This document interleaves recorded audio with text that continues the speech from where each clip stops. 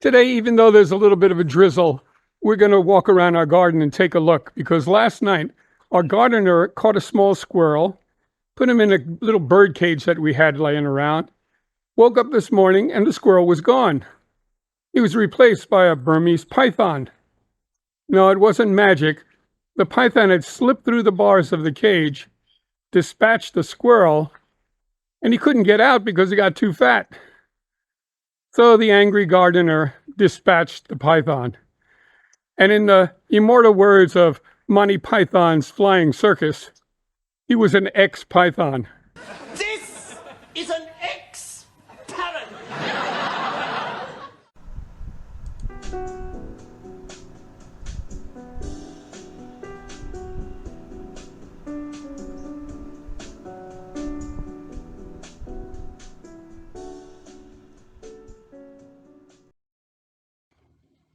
Thailand is a land of lots of snakes, and when you live around water like we do, you get to see a lot of them. Most expats are afraid of snakes, as most people are. But there's really nothing to worry about. They won't bother you, they want to be left alone. I know expats who've lived in Thailand for 20 years and have never seen a snake. Let's take a look around and see what snakes have been in our garden.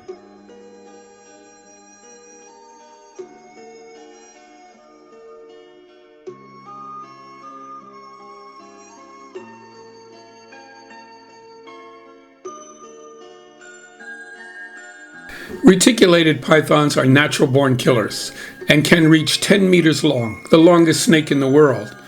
Pythons are non-poisonous but can be aggressive. We've lost a number of ducks and chickens to them, and our neighbor, trying to defend his flock from one, somehow got it wrapped around his neck. If his son hadn't heard the struggle and came running to help, we would have lost a neighbor. The Burmese pythons are rarer now in Thailand.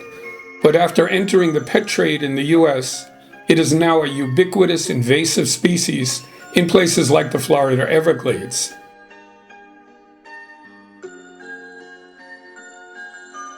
Retics are longer and darker than the Burmese python, although the rust-colored Burmese python can reach 7 meters in length.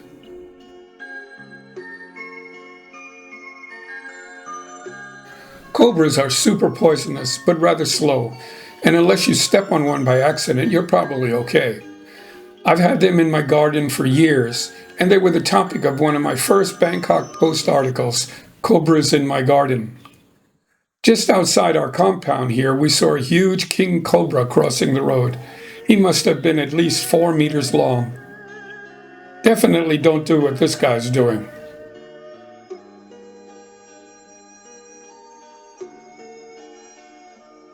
The banded crate is one of our most poisonous.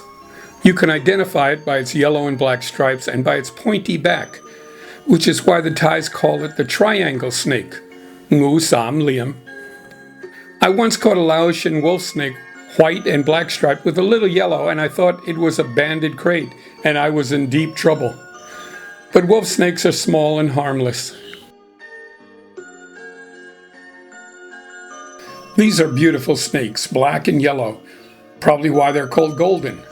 I see them often wrapped around a tuke gecko, one of their staple foods. I know I shouldn't, but I usually try to save the gecko by chasing away the snake. Geckos eat bugs, which makes them quite useful for us.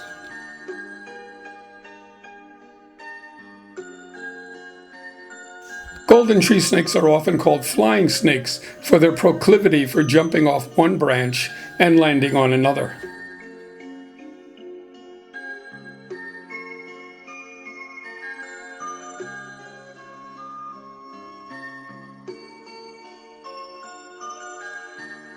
There are a number of snakes that eat the eggs of birds.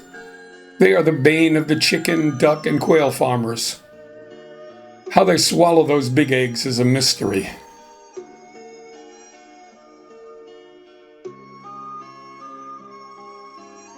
When we find a snake in our garden, we usually try to catch it so that we can release it into the local national park.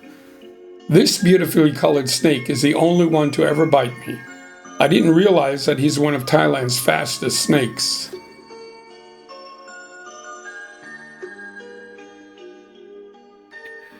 I'm not a big fan, as they're mostly rather dull in appearance. They eat fish and frogs and tree frogs.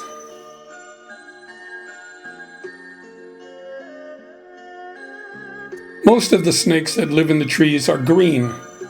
Nature knows what it's doing. A lot of green snakes are poisonous, like the ones with the red tails, but they're rear-fanged, so aren't very dangerous.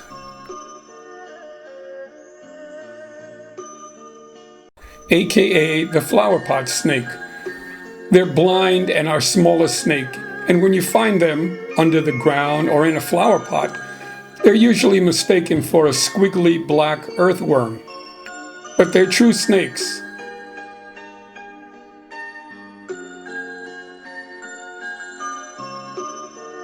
Very poisonous, but have very small mouths, so are usually not dangerous to humans.